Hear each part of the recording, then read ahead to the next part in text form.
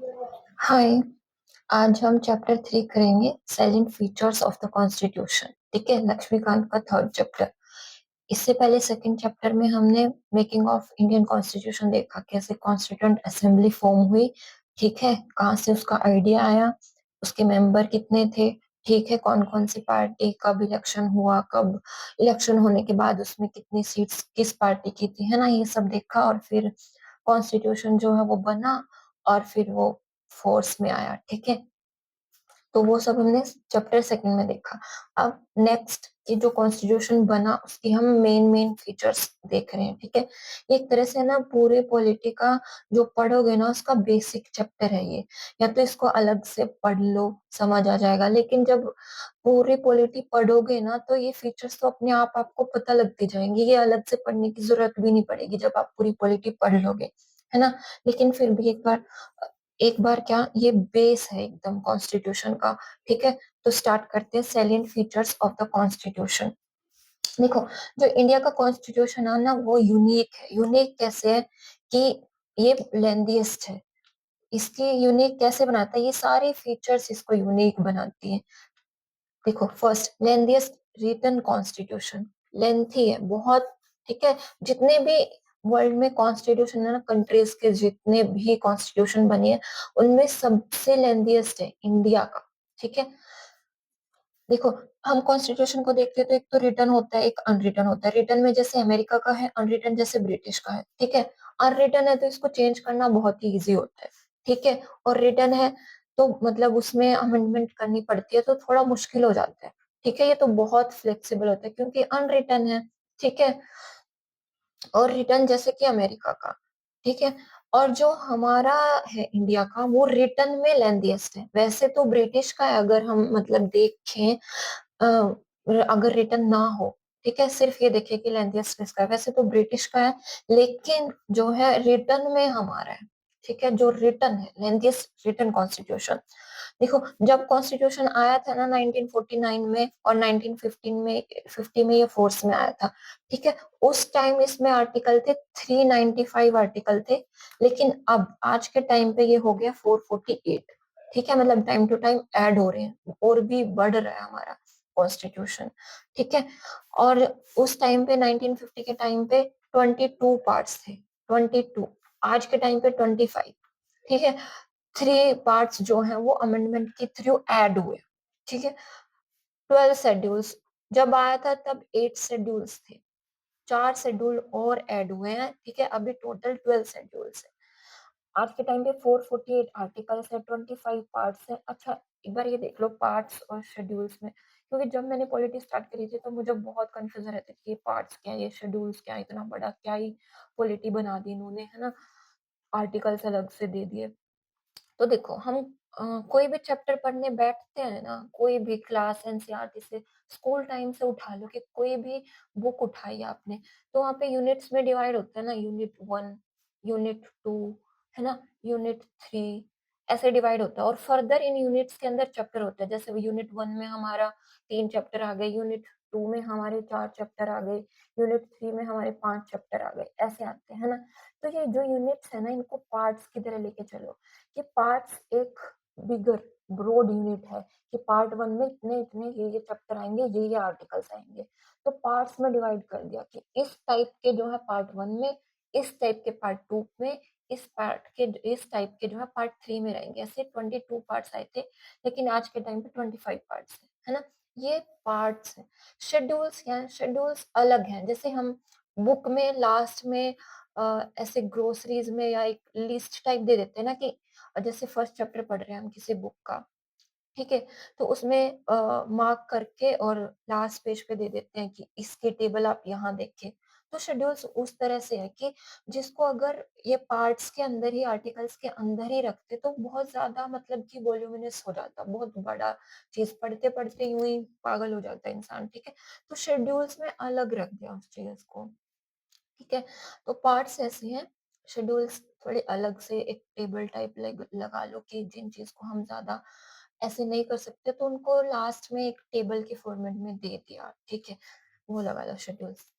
ठीक है, तो ये बहुत लेंथीएस्ट है इंडिया का रिटर्न, मतलब मोस्ट लेंथीएस्ट रिटर्न कॉन्स्टिट्यूशन ठीक है, इन द वर्ल्ड। अच्छा, ये ऐसा क्यों है? ये लेंथीएस्ट है क्यों?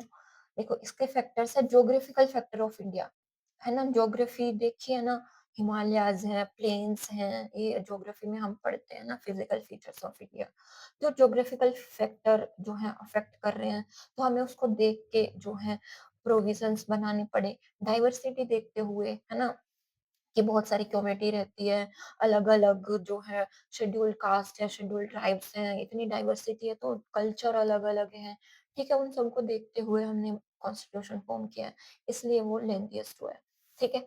Second, historical factors influence of जो गवर्नमेंट ऑफ इंडिया एक्ट 1935 आया था, वो खुद में ही बहुत बड़ा था, तो 70% ऑफ द कॉन्स्टिट्यूशन उसी से आया है, तो कॉन्स्टिट्यूशन तो बड़ा होना ही था, है ना? ठीक है? Single constitution for both centre and states. देखो, सेंटर और स्टेट्स दोनों के लिए एक ही कॉन्स्टिट्यूशन है। सेंटर भी उसी को फॉलो करती है, स्टेट भी उसी को फॉलो करती है। तो इसके प्रोविजंस भी वो एक ही बुक में है, वो कॉन्स्टिट्यूशन में, इसलिए लेंथीएस्ट है। ठीक है? Dominance of legal luminaries in the constituent assembly. ये हमने जब कॉन्स्टिट्यूशन बनाया था और उसकी क्रिटिसिज्म पढ़ी थी, उसमें ये पॉइंट था कि लॉयर की डोमिनेंस ज़्यादा है ना? तो वो वाला चीज़ है कि अगर लॉयर बैठे हैं वहाँ पे, लीगल लुमिनरीज़ ज़्यादा हैं, तो वो उसको उसमें सारी चीज़ ऐड कर दिया और ऐसी लैंग्वेज ऐड कर दी जो कॉमन पीपल को समझ भी नहीं आ रही है ना? देखो, लेंथीएस्ट है इन फैक्टर्स की वजह से, ज्योग्राफिकल फैक्टर है, डाइवर्सिटी है and government of India act 1935 जो खुद में अपने आप में बहुत बड़ा था, एंड सिंगल कॉन्स्टिट्यूशन है for both centre and states, and dominance थी, ठीक है? लीगल जो लॉयर थे उन सब के डोमिनेंस थी। अच्छा, कितने आर्टिकल है इस टाइम पे? 448। जब आया था 395 आर्टिकल से, ठीक है? जब आया था कॉन्स्टिट्यूशन 22 आर्टिकल से, 22 पार्ट्स थे, ठीक है? आज के टाइम पे 25 हैं, और जब आया था शेड्यूल कितने थे? 8, 4 और ऐड हो गए, 12 शेड्यूल्स हो गए, ठीक है? सेकंड फीचर क्या है? ड्रॉन फ्रॉम वेरियस सोर्सेस, मतलब कि जो कॉन्स्टिट्यूशन है वो बहुत सारे सोर्सेस से लिया गया है। एक तो हमने 1935 का एक्ट ही पढ़ा, 70% इससे लिया है, ठीक है? जैसे फंडामेंटल राइट्स है हमारे कॉन्स्टिट्यूशन में पार्ट 3 में, ये पार्ट भी हम करेंगे, ठीक है? फंडामेंटल राइट्स हैं वो अमेरिकन कॉन्स्टिट्यूशन से लिए हैं। DPSPs, directive principles of state policy, ये पार्ट 4 में, ठीक है? ये इरानियन कॉन्स्टिट्यूशन से लिए हैं, ईरान के कॉन्स्टिट्यूशन से लिए हैं। फेडरल जुडिशरी, इमरजेंसी पावर्स, ये सब 1935 के एक्ट से लिए हैं। ये तो सिर्फ एग्जांपल के तौर पे है कि ये जैसे कि वेरियस सोर्सेस से हमने इसको ड्रॉ किया कॉन्स्टिट्यूशन को, ठीक है? जैसे ये इससे। जब बोरोइंग है ना, कि बोरोइंग फीचर्स पढ़ेंगे तो उसमें हर एक चीज़ पढ़ेंगे कि ये चीज़ कहाँ से ली है, ये चीज़ कहाँ से, ठीक है? सेकंड हो गई फीचर ये। सर देखो, blend of rigidity and flexibility. Rigidity क्या होता है? रिजिड है, एकदम कठोर टाइप है ना? इसको हम चेंज ही नहीं कर सकते। फ्लेक्सिबिलिटी होता है, अरे ये तो बहुत ही फ्लेक्सिबल है, ऐसे ऐसे कर दो तो ये ऐसे हो जाएगा, ऐसे कर दो तो ये बड़ा हो जाएगा, है ना? फ्लेक्सिबिलिटी, बहुत इजीली चेंज होने वाला है। तो देखो, जो अमेरिका का कॉन्स्टिट्यूशन है ना, वो रिटन है, वो रिजिड है, उसको चेंज करना बहुत ही रिजिड है, बहुत प्रोसेस जो है वो फॉलो करनी पड़ती है, ठीक है? ऐसे ही देखो, ब्रिटिश कॉन्स्टिट्यूशन है वो फ्लेक्सिबल है क्योंकि अनरिटन है, रिटन तो है ही नहीं, तो उन्हें कुछ ज्यादा बिल वगैरह नहीं लेके आना पड़ता, ठीक है? और ना ही मेजोरिटी वगैरह से पास करवाना पड़ता, ठीक है? तो ये बहुत ही फ्लेक्सिबल है, जब चाहो उठा के चेंज कर दो ब्रिटिश का कॉन्स्टिट्यूशन। लेकिन हमारा इंडिया का क्या है? रिजिड भी है प्लस फ्लेक्सिबल, हमने दोनों से लिया है। डॉक्टर बी आर अम्बेडकर ने कहा था कि ये इतना रिजिड भी नहीं होना चाहिए कि अगर कोई इसमें लूप होल है तो हम उसको चेंज ना कर पाएँ, और इतना फ्लेक्सिबल भी नहीं होना चाहिए कि जो गवर्नमेंट आए उसको टाइम टू टाइम अपने हिसाब से चेंज करती रहे, है ना? तो उन्होंने कहा कि हमें है ना इसको कॉम्बिनेशन रखना है दोनों का। रिजिड भी होना चाहिए कि अगर कुछ गलती है तो हम उसको टाइम के साथ मॉडर्न टाइम तो चेंज होता रहता है ना, तो मॉडर्निटी के साथ हम चेंज होते रहें, तो इतना तो हमें उसे फ्लेक्सिबल बनाना है, ठीक है? इतना रिजिड नहीं करना कि चेंज ही ना कर सके, ठीक है? लेकिन इतना फ्लेक्सिबल भी नहीं करना है कि आए गवर्नमेंट, इस टाइम ये पार्टी आई, ये गवर्नमेंट आई, तो उसको अपने हिसाब से चेंज करती फिरे, है ना? इतना नहीं करना है, दोनों का हमें मिक्स रखना है, ठीक है? लेंथीएस्ट रिटन कॉन्स्टिट्यूशन है, ठीक है? वो इसकी वेरियस जो हैं फीचर वेरियस सोर्सेस से ली गई हैं, वेरियस कॉन्स्टिट्यूशन से ली गई हैं, 1935 के एक्ट से ली गई हैं, और blend of rigidity and flexibility, rigid भी है और फ्लेक्सिबल भी है, ठीक है?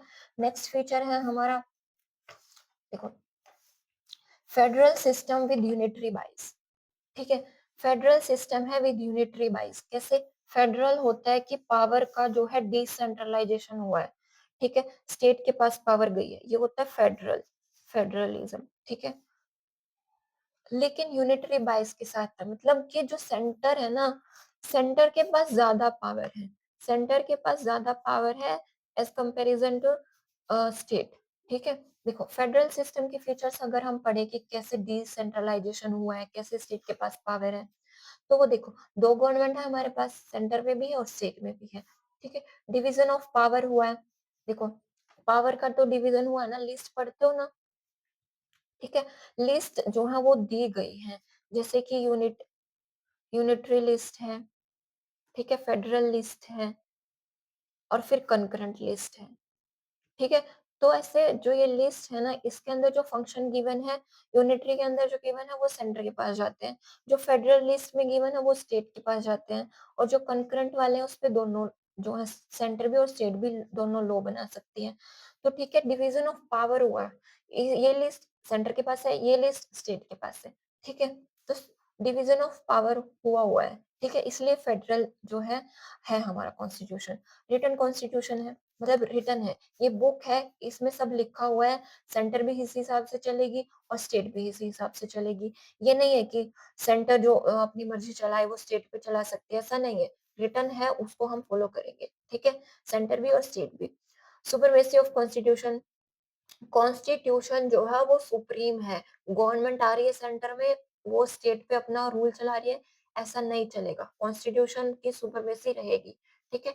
इंडिपेंडेंट जुडिशरी, जो जुडिशरी है ना हमारी वो इंडिपेंडेंट है, ठीक है। ये हमारा इंडिपेंडेंट कैसे है, जो भी ये वर्क करती है ना, इसकी जो भी कोर्ट में होता है, ठीक है, काम, उसको हम लेजिस्लेचर में जो है डिस्कस नहीं कर सकते, ठीक है। जो है जुडिशरी वो इंडिपेंडेंट है, ठीक है। लेकिन ये यूनिटरी बाइस कैसे है? देखो यूनिटरी सिस्टम में हम फीचर पढ़ते हैं कि ये सब फीचर तो है ही, फेडरल फीचर तो है हमारे कॉन्स्टिट्यूशन में, लेकिन जो है ये यूनिटरी बाइस के साथ है, वो कैसे? स्ट्रॉन्ग सेंटर, ठीक है। ये पढ़ रहे थे ना लिस्ट, 3 लिस्ट है 7th शेड्यूल में, ठीक है। शेड्यूल करेंगे जब 7th शेड्यूल में पढ़ोगे 3 लिस्ट गिवन है, ठीक है। तो जो कंकरेंट लिस्ट में जो है, अगर सेंटर भी लो बनाती है और स्टेट भी लो बनाती है, तो जो सेंटर वाला लो है ना वो ऊपर रहेगा, वो प्रिवेल करेगा, ठीक है। तो यहाँ पे सेंटर की जो पावर है वो ज्यादा है, स्टेट की कम है। सिंगल कॉन्स्टिट्यूशन, सेंटर के लिए भी और स्टेट के लिए भी सिंगल कॉन्स्टिट्यूशन है। सिंगल सिटीजनशिप, देखो जो सिटीजनशिप है ना वो सिंगल है, इंडिया की है, हम इंडियन सिटीजन है, ना कि कोई हरियाणा से है, कोई पंजाब से, कोई यूपी से, उनकी कोई अलग सिटीजनशिप नहीं है, ठीक है। वो एक ही कहलाए जाएंगे, वो इंडियन है, ठीक है। इंटीग्रेटेड जुडिशरी, मतलब कि सुप्रीम कोर्ट यहाँ, हाई कोर्ट यहाँ, डिस्ट्रिक्ट कोर्ट यहाँ, तो ये इंटीग्रेटेड है, ठीक है। और सुप्रीम कोर्ट जो है वो एपेक्स कोर्ट है, तो यहाँ पे यूनिटरी बाइज हुआ ना, ठीक है। इमरजेंसी प्रोविजंस है, जो इमरजेंसी के टाइम जो है वो सारी पावर सेंटर के पास चली जाती है, तो यूनिटरी फंक्शन हो गया ना, ठीक है। ये जो फीचर है ये हमें बताती है कि फेडरल फीचर्स हैं, हमारा जो कॉन्स्टिट्यूशन है वो फेडरलिज्म प्रमोट करता है, डिसेंट्रलाइजेशन प्रमोट करता है, लेकिन उसी के साथ साथ यूनिटरी बाइस भी है, मतलब कि सेंटर जो है स्ट्रॉन्ग है, स्ट्रॉन्ग सेंटर है, सिंगल कॉन्स्टिट्यूशन फॉलो करते हैं, सिंगल सिटीजनशिप है, जुडिशरी इंटीग्रेटेड है और इमरजेंसी प्रोविजन में सेंटर स्ट्रॉन्ग हो जाता है, ठीक है। नेक्स्ट फीचर है हमारे कॉन्स्टिट्यूशन की, पार्लियामेंट्री फॉर्म ऑफ गवर्नमेंट। देखो दो टाइप ऑफ गवर्नमेंट होती है, एक तो होती है पार्लियामेंट्री सिस्टम, एक होता है प्रेसिडेंशियल सिस्टम। पार्लियामेंट्री सिस्टम में क्या होता है, यहाँ पे जो लेजिस्लेटर लेजिस्लेचर है और जो एग्जीक्यूटिव है वो दोनों मिलके काम करते हैं, और जो एग्जीक्यूटिव है वो लेजिस्लेचर के प्रति रिस्पॉन्सिबल होता है, ठीक है। लेकिन प्रेसिडेंशियल में ऐसा नहीं होता, लेजिस्लेचर अलग काम करता है, एग्जीक्यूटिव अलग करता है, ठीक है। सेपरेशन होता है of legislature and executive organs of the government, यहाँ पे कोऑपरेशन होता है पार्लियामेंट्री में, ठीक है। तो जैसे कि ब्रिटिश जो असेंबली है ना, जो ब्रिटिश गवर्नमेंट है वो पार्लियामेंट बेस्ड है, और जो अमेरिका की गवर्नमेंट है वो प्रेसिडेंशियल सिस्टम पे चलती है, ठीक है। तो हमारे इंडिया ने जो है प्रेसिडेंशियल सिस्टम को ना चुन के पार्लियामेंट्री सिस्टम को चुना है। ब्रिटिश के जो पार्लियामेंट्री सिस्टम है उसको हमने अडॉप्ट किया इंडिया ने। ठीक है, तो हमारा जो सिस्टम ऑफ गवर्नमेंट है वो पार्लियामेंट्री फॉर्म ऑफ गवर्नमेंट है। देखो, इंडिया बेशक पार्लियामेंट्री सिस्टम है और उसने ब्रिटिश से ये बोरो किया है पार्लियामेंट्री सिस्टम, लेकिन वो ब्रिटिश पार्लियामेंट्री सिस्टम को पूरी तरह फॉलो नहीं करता। ठीक है, कुछ डिफरेंस हैं, जैसे कि जो इंडियन पार्लियामेंट है ना वो सोवरेन नहीं है जैसे कि ब्रिटिश पार्लियामेंट है। सोवरेन मतलब कि ब्रिटिश पार्लियामेंट तो ऐसा है कि वो जो कहे वही फाइनल है। ठीक है, ये कॉन्स्टिट्यूशन को इतना फॉलो नहीं करते। जो पार्लियामेंट ने कह दिया वो फाइनल है। ठीक है, लेकिन जो इंडियन पार्लियामेंट है ना उसपे कॉन्स्टिट्यूशन की सुपरमेसी है, ना कि पार्लियामेंट की। ठीक है, इंडिया में जो है कॉन्स्टिट्यूशन जो है वो सुप्रीम है। ठीक है, और ब्रिटिश पार्लियामेंट में पार्लियामेंट सुप्रीम है। हमारे पास पार्लियामेंट्री सिस्टम तो है, लेकिन जो पार्लियामेंट है वो सोवरेन नहीं है। कॉन्स्टिट्यूशन हमारा सुप्रीम है। ठीक है, जो पार्लियामेंट है वो कॉन्स्टिट्यूशन को फॉलो करेगी। दूसरे कैसे अलग है ब्रिटिश पार्लियामेंट से?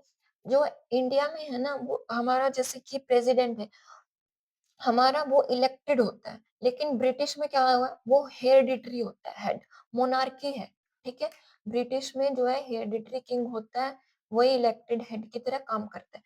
लेकिन हमारा जो है हेड वो इलेक्टेड होता है, हमारा प्रेसिडेंट जो है इलेक्टेड होता है, बेशक इनडायरेक्टली हो लेकिन इलेक्टेड है। ठीक है, इसी को हम रिपब्लिक फीचर बोलते हैं। ठीक है, रिपब्लिक कैसे है कि जो हमारा जो प्रेसिडेंट है ना, जो हेड है हमारा इंडिया का, ठीक है, वो इलेक्टेड है। यही हमारी रिपब्लिक फीचर शो करती है। और ये रिपब्लिक फीचर हमने बोरो कहाँ से की थी? फ्रांस से। ठीक है, फ्रांस से बोरो की थी हमने रिपब्लिक फीचर। और ब्रिटिश पार्लियामेंट्री सिस्टम हमने अडॉप्ट किया, लेकिन पूरी तरह उसको फॉलो नहीं किया। ठीक है, नेक्स्ट फीचर है हमारी synthesis of parliamentary sovereignty and judicial supremacy. देखो, पार्लियामेंट्री सोवरेनिटी तो है, लेकिन जुडिशियल सुपरमेसी भी है। ठीक है, देखो, पार्लियामेंट हमारा सोवरेन है। ठीक है, जैसे कि अ, वैसे पार्लियामेंट हमारा सोवरेन नहीं है, ये ब्रिटिश पार्लियामेंट सोवरेन है। हमारा जो कॉन्स्टिट्यूशन है वहां पे उसकी सुपरमेसी चलती है। देखो, सोवरेनिटी ऑफ पार्लियामेंट, ये तो ब्रिटिश पार्लियामेंट है ना जो सोवरेन है, जो भी डिसीजन ले रहा है वो फुल एंड फाइनल है। ठीक है, हमारे में जुडिशियल सुपरमेसी हमने ली है अमेरिकन सुप्रीम कोर्ट से। ठीक है, अमेरिका में क्या है कि जो जुडिशरी है ना उसकी सुपरमेसी चलती है। ठीक है, जो अमेरिका है उसके पास, अमेरिका में सुप्रीम कोर्ट के पास जुडिशियल रिव्यू की पावर है। हमारे में कॉन्स्टिट्यूशन में जुडिशियल रिव्यू की पावर मिली है सुप्रीम कोर्ट को। ठीक है, लेकिन जो अमेरिका की जुडिशियल रिव्यू की पावर है वो बहुत ज्यादा है।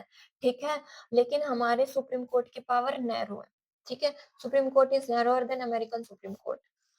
ठीक है, ये कैसे है? इसमें जब हम पढ़तेंगे फंडामेंटल राइट्स पढ़ेंगे या सुप्रीम कोर्ट वाला चैप्टर पढ़ेंगे, तो वहां पे जब हम सुप्रीम कोर्ट वाला चैप्टर पढ़ते हैं तो उसमें एक साइड इंडियन सुप्रीम कोर्ट पढ़ते हो, एक साइड में अमेरिकन सुप्रीम कोर्ट पढ़ते हो।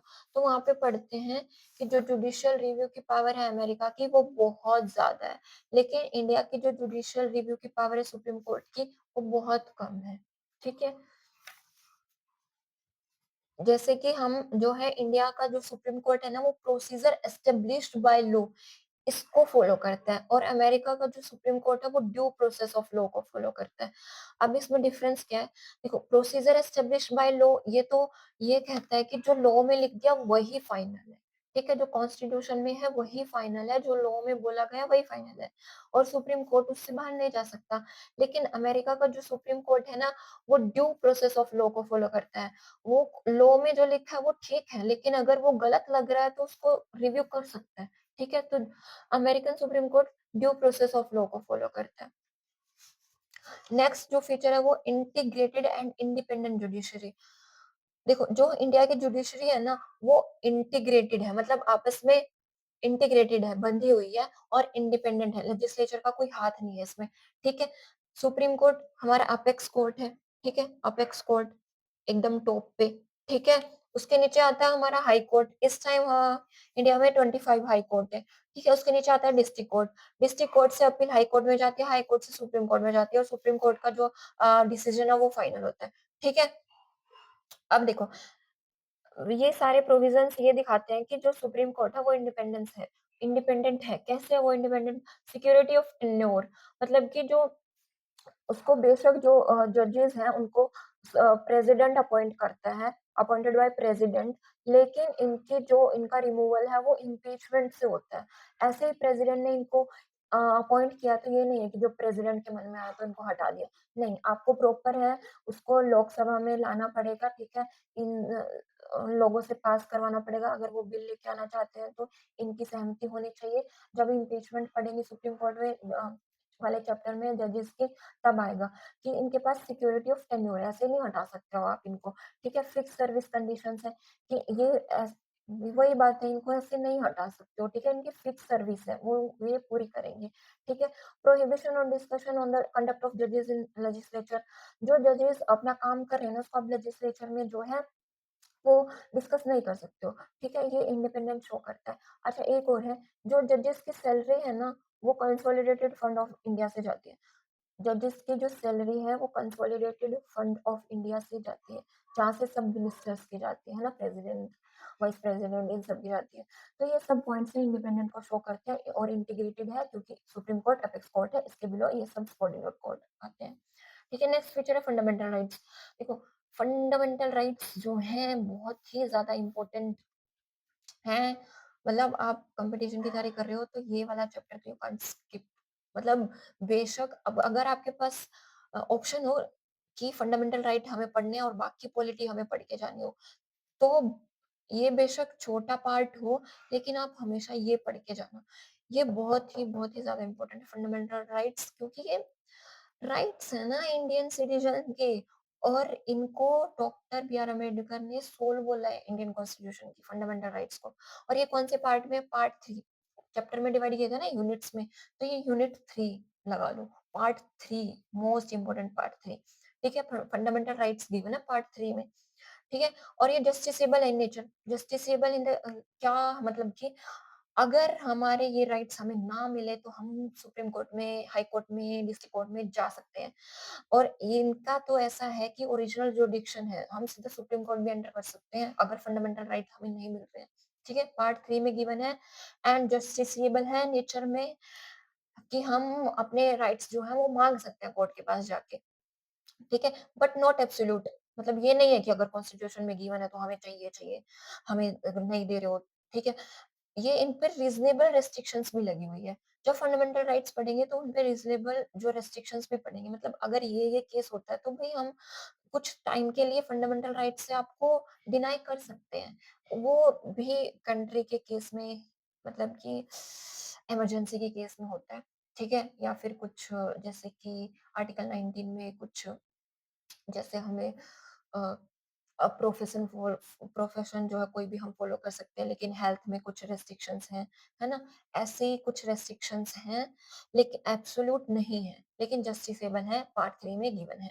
ठीक है? और ये कहाँ से लिया है फंडामेंटल राइट्स हमने? अमेरिका के कॉन्स्टिट्यूशन से। अमेरिका के कॉन्स्टिट्यूशन से लिया है हमने फंडामेंटल राइट्स। नेक्स्ट है हमारी फीचर। अच्छा, ये फंडामेंटल राइट्स दिए गए हैं। ये है ना वन डे एग्जाम के, तो आपके यहाँ से भी हो जाएंगे। ठीक है? इतना डीप अगर नहीं भी जाओगे, ठीक है, कोई एग्जाम अभी आ रहा है तो आप इतना देख लो। सबसे पहले जो है right to equality 14 to 18 article में। देखो, जब हम आर्टिकल स्टार्ट करते हैं ना, आर्टिकल 1 में हमारे यूनियन एंड टेरिटरीज ये सब गिवन है, मतलब ठीक है। ऐसे ही 1 to 4 तो यही चलेगा, यूनियन एंड इट्स टेरिटरीज। ठीक है? ये सब चलेगा, यूनियन एंड स्टेट्स। फिर 5 to 11 में हमारे आ जाते हैं सिटीजनशिप, कि कैसे हम सिटीजनशिप हमें मिल सकती है, कोई इंसान कैसे इंडिया की सिटीजनशिप ले सकता है, कैसे उसकी सिटीजनशिप को छीना जा सकता है। ये सब 5 to 11 आर्टिकल में आते हैं। ठीक है? उसके बाद हमारा स्टार्ट हो जाता है फंडामेंटल राइट। ठीक है? फंडामेंटल राइट हमारे 12 to 35 है। 12 to 35, 12 और 13 में तो हमारे थोड़े अलग आर्टिकल हैं, इसमें फंडामेंटल राइट से रिलेटेड गिवन है। आर्टिकल 12 में हमारी स्टेट की परिभाषा गिवन है, स्टेट की डेफिनेशन कि जो ये फंडामेंटल राइट की हम डिमांड कर रहे हैं, वो है कौन? किससे डिमांड कर रहे हैं? उस स्टेट की परिभाषा जो है आर्टिकल 12 में गिवन है, ठीक है? और आर्टिकल 13 में कुछ ऐसे लॉज़ हैं जो फंडामेंटल राइट्स के अगेंस्ट जा सकते हैं, ठीक है? तो यहाँ से इसके बाद फंडामेंटल राइट्स स्टार्ट होते हैं। फर्स्ट जो है 14 टू 18 राइट टू इक्वालिटी आता है, ठीक है? 14, 15, 16, 17, 18 ये 4 आर्टिकल इक्वालिटी को शो करते हैं, ठीक है? Right to equality first. भई पहले हमें इक्वल पे रखो, फिर हमें फ्रीडम दो, है ना? इक्वल रखो हमें, फिर हमें आर्टिकल 19 टू 22 हमें फ्रीडम चाहिए, ठीक है? आर्टिकल 23, 24 एक्सप्लॉइटेशन के अगेंस्ट राइट है। कोई हमें एक्सप्लॉइटेशन कर रहा है हमारी तो हम उसके अगेंस्ट जो है सीधे सुप्रीम कोर्ट जा सकते हैं, ठीक है? नेक्स्ट है रिलीजन, अगर हमें कोई भी रिलीजन फॉलो करना है तो हम कर सकते हैं, ठीक है? वो 25 टू 28 में गिवन है।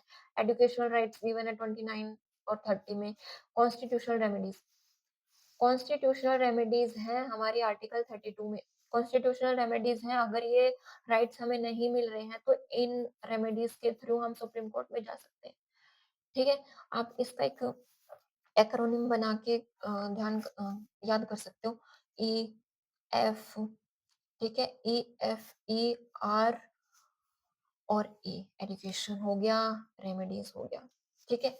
A F E R E are, अरे ये तो बहुत ईजी हो गया, ये मतलब कि 2 ई आ रही है, बीच में एफ आ रहा है, E F E R E R, E F E R E R. E से इक्वालिटी, एफ से फ्रीडम, ठीक है? ई से एक्सप्लॉइटेशन के अगेंस्ट, आर से रिलीजन हो गया, ई से एजुकेशन के राइट्स हो गए, लास्ट में रेमेडीज आ गई, ठीक है? ये हमारा 14 टू 18 है।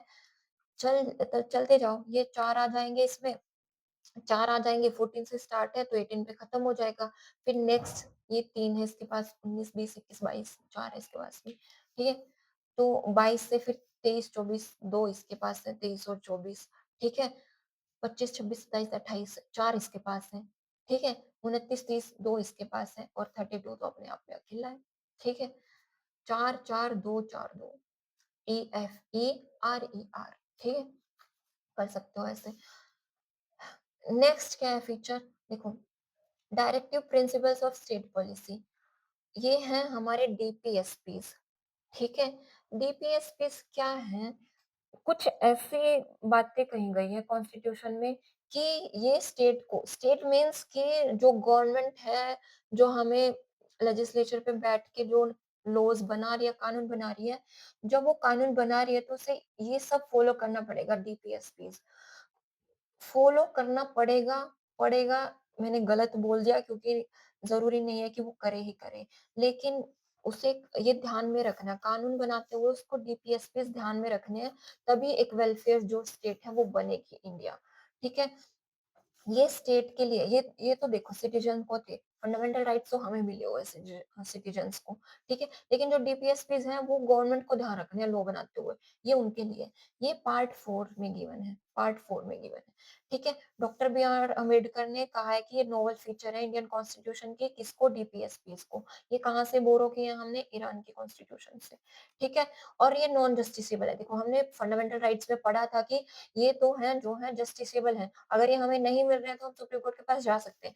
लेकिन अगर डीपीएसपी को गवर्नमेंट ध्यान में नहीं रख रही है तो हम नहीं जा सकते। अगर वो उसकी मर्ज़ी है ध्यान में रखे तो रखे, ना रखे तो हम नहीं जा सकते सुप्रीम कोर्ट के पास क्योंकि उन्होंने ये सब ध्यान में नहीं रखा। ठीक है? ये वेलफेयर स्टेट जो है इंडिया को बनाने का ट्राई करता है डीपीएसपी। ठीक है? कौन से पार्ट में गिवन है? पार्ट 4 में। पार्ट 3 में फंडामेंटल राइट्स, पार्ट 4 में डीपीएसपीज़। ठीक है? नेक्स्ट फीचर है फंडामेंटल ड्यूटीज़। डीपीएसपीज़ का ही भाई है, ठीक है? लेकिन ये सिटीजन्स को फॉलो करने हैं। अब 4A में है। 4 में एसपीज़ हैं, 4A में हमारा फंडामेंटल ड्यूटीज़ है। ठीक है?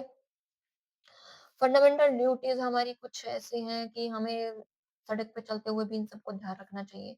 जैसे कि हमें फ्लैग का जो है रिस्पेक्ट करनी चाहिए या और जो पब्लिक प्रॉपर्टी है उसको नुकसान नहीं करना चाहिए। ठीक है? ये सब फंडामेंटल ड्यूटीज हमें बताई गई हैं। Not were in the original constitution, मतलब कि ये ओरिजिनल जब 1950 में फोर्स हुआ था कॉन्स्टिट्यूशन उस टाइम पे जो है ये कॉन्स्टिट्यूशन में नहीं थी, ये 42nd अमेंडमेंट एक्ट 1976 में आया था, उसके टाइम फंडामेंटल ड्यूटीज को ऐड किया गया था, ठीक है? Recommendation of Sawan Singh committee. हाँ, ये वन लाइनर क्वेश्चन आ जाता है कि जो फंडामेंटल ड्यूटीज है वो कौन सी कमेटी की रिकमेंडेशन पे आई थी।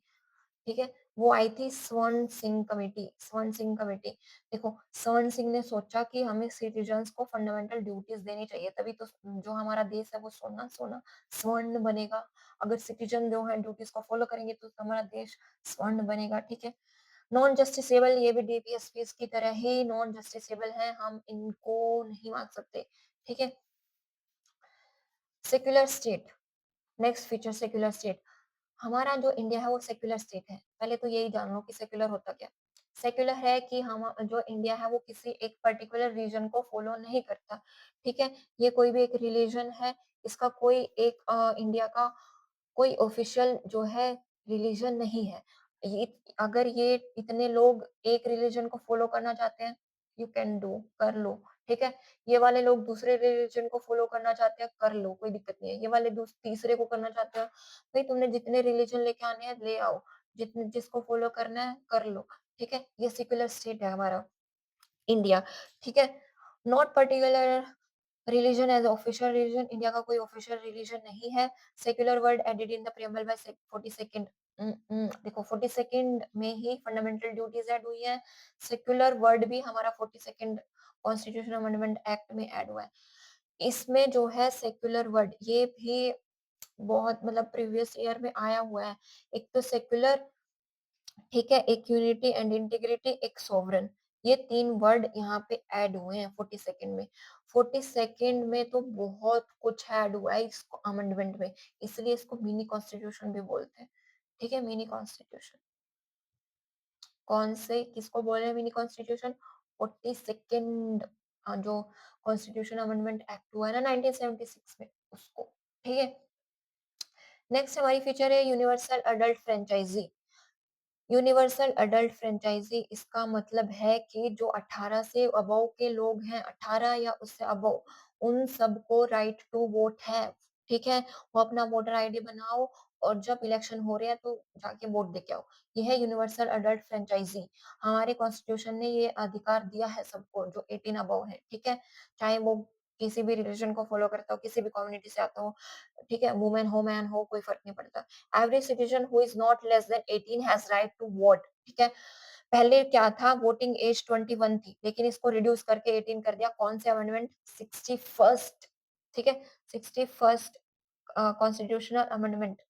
देखो 1 और 6, देखो 1 तो एज इट इज लिख लो, 6 में 2 और ऐड कर दो। इसने जो है वोटिंग की एज 21 से करके 18 कर दी थी 61st ने। ठीक है, enhance self respect and prestige of the common people. हुँ, इसने तो एनहांस किया ना हमारी सेल्फ रिस्पेक्ट को, वरना अगर ये वोटिंग राइट ना देते तो हम तो बैठते देखते रह जाते। बेशक वोट चोर हो या कुछ हो इस टाइम पे, ठीक है? मतलब इस टाइम पे क्या वोटिंग चोरी तो शायद शुरू से ही होती आ रही होगी, ठीक है? लेकिन कहने को तो हमारे पास यूनिवर्सल एडल्ट फ्रेंचाइज़ी है ना, ठीक है? नेक्स्ट हमारी फीचर है सिंगल सिटीज़नशिप, ठीक है? यूनिटरी जब 22 पढ़े थे हमने पढ़ा था ना कि सिंगल सिटीज़नशिप है, ठीक है?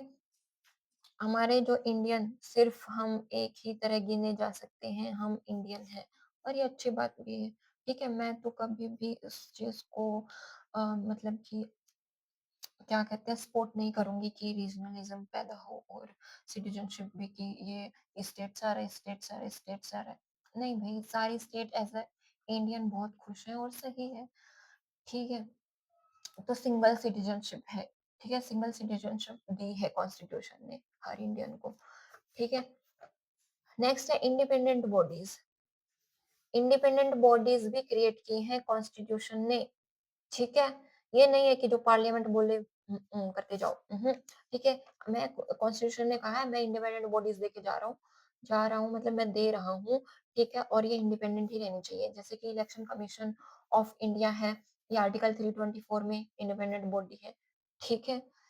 ये देखो ये मेंस के क्वेश्चन आ जाते हैं, भई वो अफेक्टेड है इलेक्शन कमीशन ऑफ इंडिया कितना इसको कितना मतलब इंडिपेंडेंट है, कितना ये डिपेंडेंट है, ठीक है? इसके जो चेयरमैन हैं, वो कैसे अपॉइंट होते हैं, ये सब मेंस का है, ठीक है? आपको ध्यान रखना है कि इलेक्शन कमीशन इंडिपेंडेंट बॉडी है, कॉन्स्टिट्यूशन में गिवन है, कॉन्स्टिट्यूशनल बॉडी है ये, ठीक है? कभी कोई क्वेश्चन में आ जाए कि इनमें से कौन-सी कॉन्स्टिट्यूशनल बॉडी है, कौन-सी नहीं, तो election commission of India article 324 ये तो कॉन्स्टिट्यूशन के अंदर 324 पे लिखी हुई है ना, तो कॉन्स्टिट्यूशनल बॉडी है, ठीक? Controller and auditor general of India, it is also a constitutional body, ठीक है? Controller and auditor general of India. Union public service commission भी, स्टेट पब्लिक सर्विस कमीशन, ये सब इंडिपेंडेंट बॉडीज जो है कॉन्स्टिट्यूशन ने हमें दी है। नेक्स्ट है feature emergency power, emergency provision है। देखो 3 टाइप की इमरजेंसी हम पढ़ते हैं जब इमरजेंसी का चैप्टर पढ़ते हैं, ठीक है?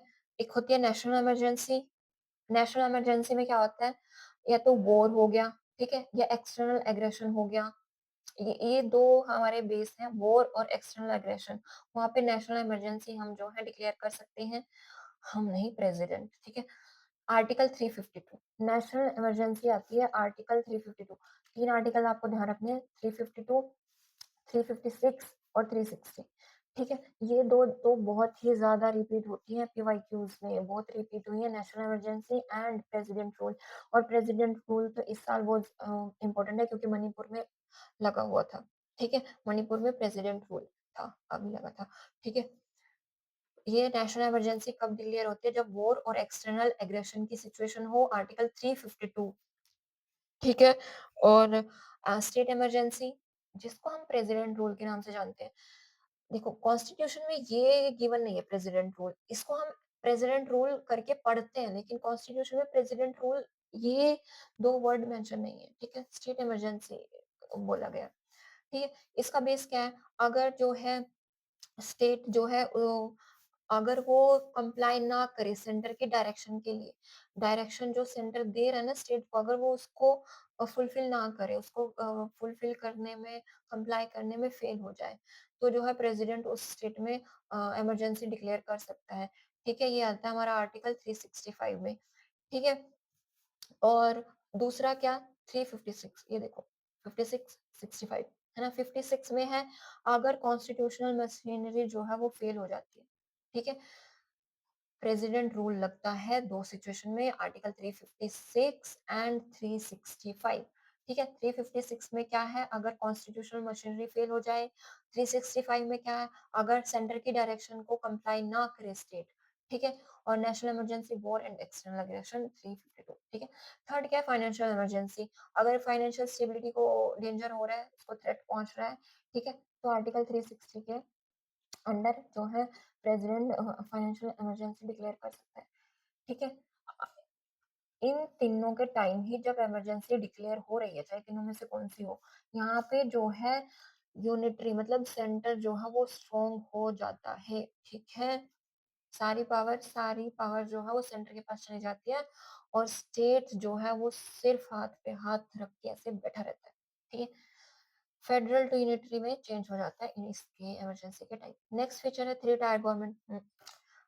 ये तो देखो एक सेंटर पे गवर्नमेंट है, स्टेट पे स्टेट लेवल पे है, लोकल लेवल पे है। देखो इंडिया के यूनिक फीचर है कि लोकल लेवल पे हमने गवर्नमेंट इंट्रोड्यूस किया है, बाकी कंट्री में ऐसा कुछ है ही नहीं, ठीक है? Not found in any other constitution कि वहां पे आपको पंचायत और म्युनिसिपैलिटीज मिलेगी, ठीक है? ये हमारे इंडिया की यूनिक फीचर है कि हमने 73rd, देखो पंचायत और म्युनिसिपैलिटीज जो है ओरिजिनल कॉन्स्टिट्यूशन में नहीं थी, 73rd कॉन्स्टिट्यूशन अमेंडमेंट आया है, 74th कॉन्स्टिट्यूशन अमेंडमेंट आया है, 73rd ने पंचायत को ऐड किया है, 74th ने म्युनिसिपैलिटीज को ऐड किया है, ठीक है? और जो पार्ट हम यूनिट पढ़ते हैं ना, यूनिट पढ़ रहे थे जो यूनिट में डिवाइड कर दिया जैसे पार्ट्स हैं कॉन्स्टिट्यूशन के, ठीक है? तो हमारा जो पंचायत है उसमें पार्ट जो 9 है वो ऐड किया और म्युनिसिपैलिटीज के लिए पार्ट 9A ऐड किया, ठीक है? पहले पार्ट जो है वो 22 थे ना जब आया था कॉन्स्टिट्यूशन, और आज के टाइम पे 25 है, तो 2 पार्ट तो यही ऐड हुआ है 9 और 9A, ठीक है? Not found in any other constitution, local government वाली बात थी ये कि अदर कॉन्स्टिट्यूशन में नहीं मिलते। अच्छा ये दोनों जो कॉन्स्टिट्यूशनल अमेंडमेंट एक्ट आए थे, ये आए कब थे? 1992 में। ये तो भई वन डे एग्ज़ाम में देखो 73rd 73rd constitutional amendment act ये पंचायत लेके आया था और इसका भाई ही इससे नेक्स्ट ही म्युनिसिपैलिटीज लेके आया था। पार्ट 9 पंचायत, ठीक है, पार्ट 9 ए म्युनिसिपैलिटीज, ठीक है, 1992 में, ठीक है, थ्री टायर गवर्नमेंट हो गई। नेक्स्ट फीचर, हम्म देखो, कोऑपरेटिव सोसाइटीज, ठीक है, इंडिया का जो कॉन्स्टिट्यूशन है ना वो कोऑपरेटिव सोसाइटी की सेटअप, उनकी ऑटोनॉमी, उसकी ठीक है, उसका फंक्शन को भी जो है लिखा हुआ कॉन्स्टिट्यूशन में, ठीक है। देखो, ये भी जो कोऑपरेटिव सोसाइटीज है ये 97th कॉन्स्टिट्यूशनल अमेंडमेंट एक्ट 2011 में आई थी, ठीक है। कॉन्स्टिट्यूशनल स्टेटस मिल गया था कोऑपरेटिव सोसाइटीज को। कौन सा एक्ट है, कौन सा अमेंडमेंट एक्ट हुआ था? 97th, 97th, 100 से 3 पहले कोऑपरेटिव सोसाइटी आई थी, ठीक है। इसमें क्या हुआ था कोऑपरेटिव सोसाइटीज में?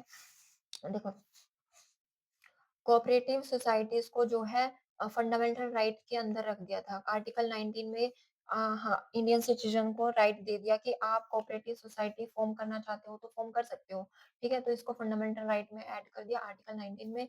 दूसरा डीपीएस फेज में, ठीक है, इसको प्रमोशन की बात की गई कोऑपरेटिव सोसाइटी के, आर्टिकल 43, 43 बी, ठीक है।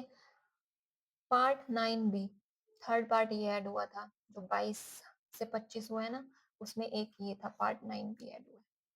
देखो, पार्ट 9 क्या है? पंचायत, है ना, पंचायत।